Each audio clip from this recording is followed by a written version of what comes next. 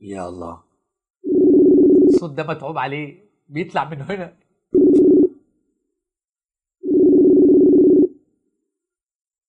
يا الله. ايوه سلام عليكم. الو. ايوه سلام عليكم. السلام عليكم ورحمة الله وبركاته. اسمع مني استاذ. عليكم السلام ورحمة الله وبركاته. سيد حيدر لو سمحت. اسمع مني. تفضل.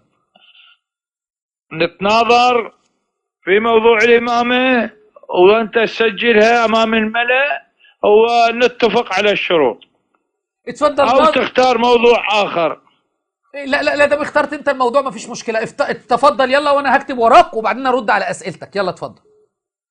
الإمامة ايه؟ الإمامة ايه؟ مو تمام؟ بالله عليك ما تنجز بقى.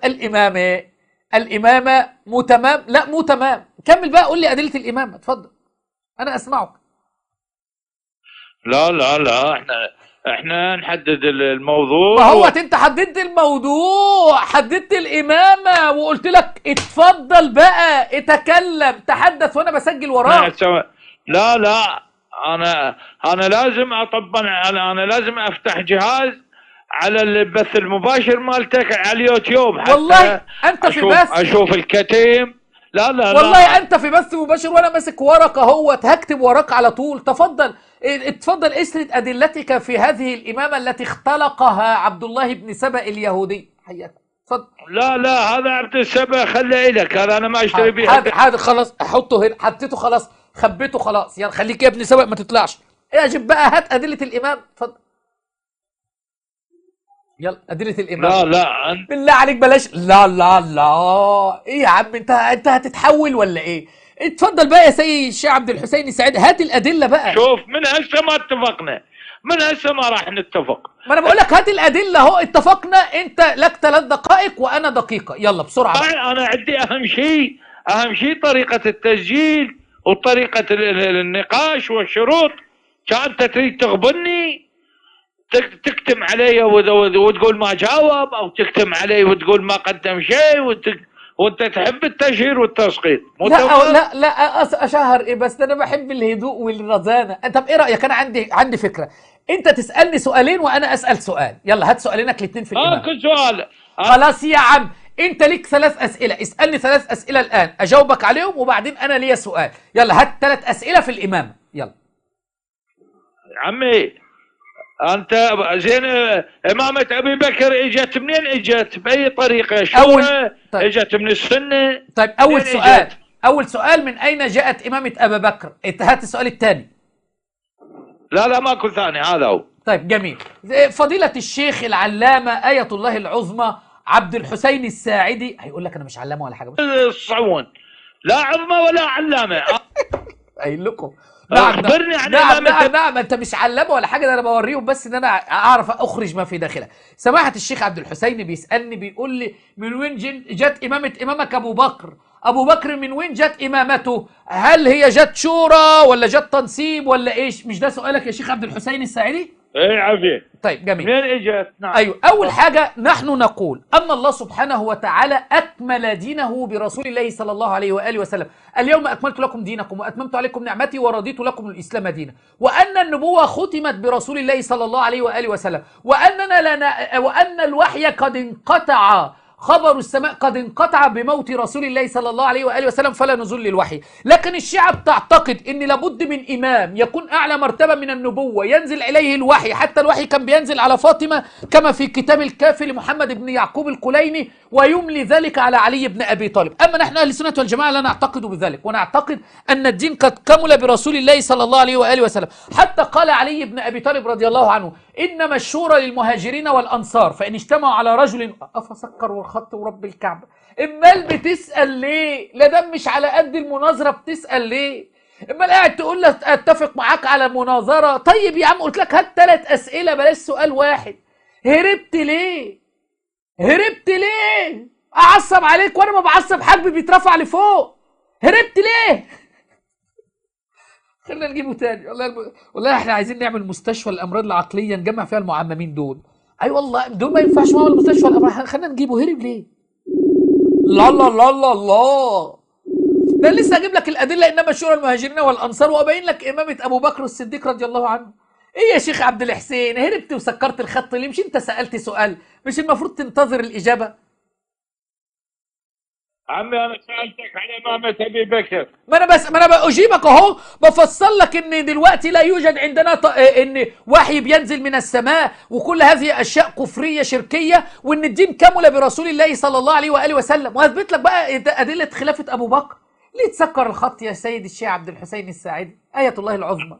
جاوبنا على امامه ابي بكر. اجت من الشورى، اجت من السنه، اجت من الله جل جلاله، منين اجت؟ طيب جاوبنا على امامه ابي بكر، لا تلف الدور. طيب حاضر. اول حاجه قال الامام علي سلام الله عليه كما في نهج البلاغه: انما الشورى للمهاجرين والانصار، فان اجتمعوا على رجل وسموه اماما كان ذلك لله رضا، او كان ذاك لله رضا. فاجتمع المهاجرون والانصار على ابي بكر رضي الله عنه، وان تخلف واحد او اثنين او ثلاثه او 10 او 20 او 50 او 100، هذا لا يضر بامامه ابي بكر او بخلافه ابو بكر، اذ لا يشترط في البيعة أن يبايع الجميع، بل أهل الحل والعقد. وبايع أهل الحل والعقد المهاجرون والأنصار أبو بكر رضي الله عنه على أنه خليفة. ده رقم واحد. رقم اثنين، عندي رواية في كتاب الكافي أن الإمام علي سلام الله عليه بايع الصديق رضي الله عنه. هتقول لي تقية أو خوف، ماليش دعوة بدي. ده رقم اثنين. رقم ثلاثة، قال الله تبارك وتعالى: وعد الله الذين آمنوا منكم وعملوا الصالحات لا يستخلفنهم في الأرض كما استخلف الذين من قبلهم ولا يمكنن لهم دينهم الذي ارتضى لهم. فمكن الله للصديق رضي الله عنه وارتدى له دينه، ومكن لعمر ومكن لعثمان، ولم يمكن للائمه، حتى امامك الهارب لم يمكن له. تفضل. اجبتك من 4 نقاط. انت ليش تكتم علي؟ وين ابو بكر مكنه؟ وين تمكن؟ منين اجته؟ مكنه الله تبارك وتعالى في خلافه ابو بكر، وحارب اجدادك، حارب المرتدين، وكان الامام علي رضي الله عنه جندي في جيش الصديق رضي الله عنه في محاربه المرتدين، ومكن الله له دينه بجمع القران لابي بكر رضي الله عنه. اما الذي جمع المصحف هو عثمان، لكن ابو بكر رضي الله عنه جمع القران بمشوره من عمر بن الخطاب رضي الله عنه. وانتشرت الفتوحات الاسلاميه في خلافه الصديق والفاروق وذي النورين. ليش تكتم علي؟ مش انا بجيبك؟ اكتب فين؟ مش انا بتكلم؟ احنا ما ينفعش نتكلم احنا الاثنين مع بعض. انا اجيب وانت تجيب. ولك عمي اعطينا امامه ابي بكر منين اجت؟ انا ما عجبكش الادله دي؟ عندي دليل تاني. قال الله تعالى: انما وليكم الله ورسوله والذين امنوا الذين يقيمون الصلاه ويؤتون الزكاه وهم راكعون. فكان ابو بكر كان بيصلي، وبعدين يا ابو بكر منين اجت امامته؟ يا النصبه شورى، سقيفه بالشورى، عجبني. ايوه السقيفه بالشورى، ايوه بالشورى. وكان في الانصار اصلا اهل البلد اللي كانوا موجودين، يعني سبحان الله. اجبته بس لا يريد الاجابه. نعم كان في الانصار، كانوا موجودين الانصار والمهاجرين، وبايعوا ابو بكر رضي الله عنه. وقال علي رضي الله عنه: انما الشورى المهاجرين والانصار، فان اجتمعوا على رجل وسموه اماما كان ذاك لله رضا. قول لي مين من الصحابه رفض بيعه الصديق وقال لا يصلح ان يكون امام والمفروض نبايع علي؟ من من المهاجرين والانصار اراد ان يبايع علي ولا يبايع ابو بكر؟ من من المهاجرين والانصار اراد ان يبايع؟ من من المهاجرين والانصار اراد ان يبايع علي ولا يريد مبايعه ابو بكر؟ اتفضل. شاولك انت شو كاتم علي؟ يا ابو خلي الصوت يطلع للناس. بالله عليك بدون مظلوميات بقى. ايه يا عم انتوا تزهقوش من المظلوميات؟ مين من الصحابه المرتجلين؟ بلاش ضحكه الرزبه دي لحسن بتبقى باينه قوي، شكلك بتشرب 3 في اليوم 3 علب. ارجع واسالك: مين من المهاجرين والانصار رفض بيعه ابو بكر واراد ان يبايع علي على انه امام معصوم؟ انت بتسمع نفسك في البث، استحي على وجهك يا سماحه الشيخ عبد الحسين السعيد. فرحان انك طلعت في القناه عندي؟ بلاش ضحكه الرزمن بالله عليك، وغير النوع لاحسن النوع ده شوف عمل ايه في صدرك. يا عم اجب بقى، ما تخلينيش اعصب عليك. انا ما بعصب، حجمي بيرفع فوق. اجب. مش بيسمعني في البث المباشر، دخل يسمعني. ولك انت تسمعني؟ لا انا اقول لك، انا نصيحه ليك: روح الحسينيه، روح العب بعيد في الحسينيه يا عبد الحسين. والمشكله يا اخوه، اتصلت على معمم قال لي لا اللي يناظرك الشيخ عبد الحسين، وبعت لي رقم عبد الحسين هذا. بص عبد الحسين، بص فرحان، عبد الحسين الساعدي. ولك وين الصوت ما طالع؟ ولك صوتي وجاي يا عم روح العب بعيد يا عم، العب بعيد يا عم. ايه القرف ده؟